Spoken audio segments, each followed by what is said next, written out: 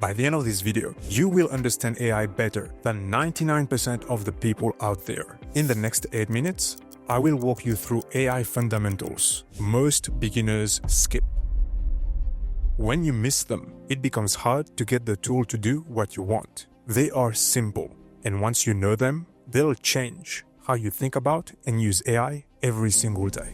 And at the end, I'll give you a small quiz to see how much you remember. Because when we try to retrieve information from our brain, that's when we learn. If we just consume it, we forget. Let's dive in. AI chatbots do not think like humans. They are powered by a large language model, LLM for short. An LLM is a computer program trained to see patterns in text. It learns by reading a huge amount of text and practicing one job: guessing what comes next.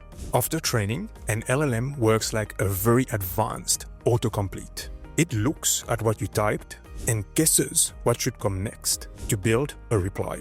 That's why it feels like it can write, rewrite, and summarize text in a human-like way.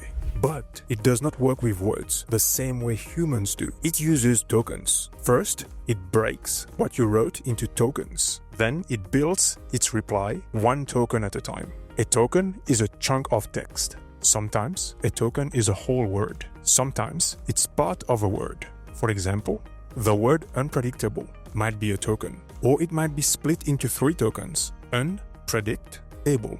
When you chat with an LLM, it uses probability to pick the next tokens that best represent a response back to you. By default, it is not checking a source to confirm facts. It is choosing the most likely next text. That's why an answer can sound confident and well written when it is actually wrong. The model does not truly know if what it produced is true or useful. It is just picking the text that's most likely to come next. So this is powerful language prediction, not thinking. You might have heard of AGI, which stands for Artificial General Intelligence. People use the term AGI to mean an AI that can do most thinking tasks like a human. Now that you understand how AI chatbots work, you can see that we are not quite there yet. There is no agreement on timeline either. Some people think AGI could arrive soon, some think it will take much longer, and some think it may not be possible at all. Either way, today's AI is very capable in narrow areas when it's trained and tested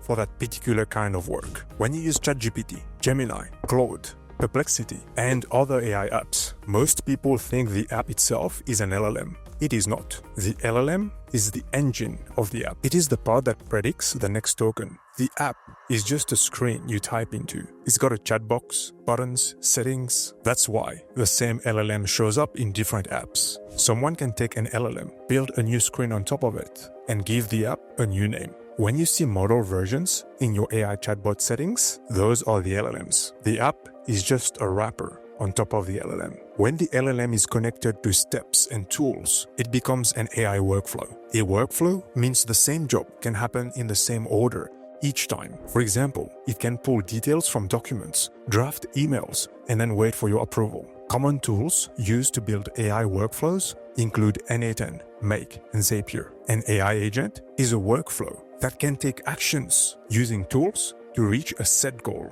It might read an inbox, update a spreadsheet, draft a reply, then ask you to approve it. The LLM is still the engine. The agent is the system built around it. This is why AI at work might feel inconsistent. You might be trying to run a step-by-step workflow in a simple chat window. When you want something repeatable, copy and paste this in your AI chatbot. Turn this into a workflow. List the steps in order. For each step, list the input, the output, the tool needed, and at what point the human check needs to happen. You might have noticed this already. The chatbot does not remember things like a human. It can only pay attention to a limited amount of text at one time. That limit is called the context window, and it is measured in tokens. If the key information is not in the chat, the LLM cannot use it. So, it may guess. One way to reduce guessing is to tell it to slow down and ask you questions first so it gets more context. You could tell it, Before you answer, list what you know from my message and list what you don't know. Ask me up to 3 questions to fill in the gaps. If you still cannot answer, tell me what you would need to verify. There is another reason chatbots go wrong. Their answers depend on what they learned from the text they were trained on. If your topic is niche, new, or specific to your job, the LLM may not have enough good information. It can then make up details that sound real. In AI terms, that's called hallucinations. To reduce this, some companies use RAG, Retrieval Augmented Generation. RAG means the chatbot gets separate access to a trusted set of documents or databases. When you first ask a question, the system first searches those documents, pulls the most relevant lines, and adds them to the chat's context. Then, the LLM writes its answer using that new information. This can reduce guessing, but the response can still be wrong, so you still need to verify anything important. Many people use AI chatbot like they're talking to a friend. It is very easy to forget that it's a machine. Machines usually work best when you give them clear instructions. In the past, we did that with code. Now, with AI chatbots, you can give the machine instructions by prompting. Prompting is closer to writing a short brief than it is to having a casual conversation. A good prompt tells the AI who it is, what you want from it, what rules to follow, what information to use, what format to give you a response back in. If you skip those details, you often get a generic answer that sounds fine but might not help as much. If you include examples of what you want in the prompt, the response you get back usually gets better. In AI terms, an example is called shot. Zero-shot prompting means you gave the LLM 0 example. Few shots prompting means you gave the LLM a few examples. When you're using an LLM, completing big tasks gets easier and more accurate when you split it into smaller steps. Because an LLM is building answers piece by piece using tokens, long prompts can make it lose track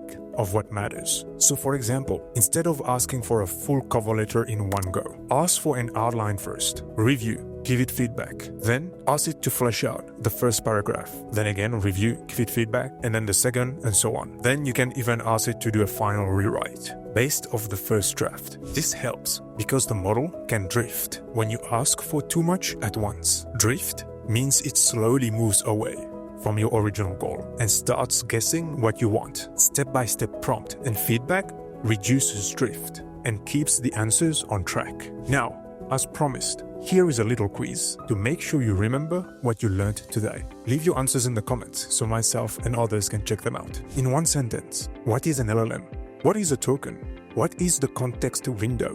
What does RAG do before the LLM answers? What is the difference between AI app, AI workflow, and an AI agent? If you want to get good at prompting, check out this video showing on screen right now. I took Google's 4 hours prompting course and summarized it into this 10 minutes video for you so you can save time. Thank you for watching, and I'll see you in the next video.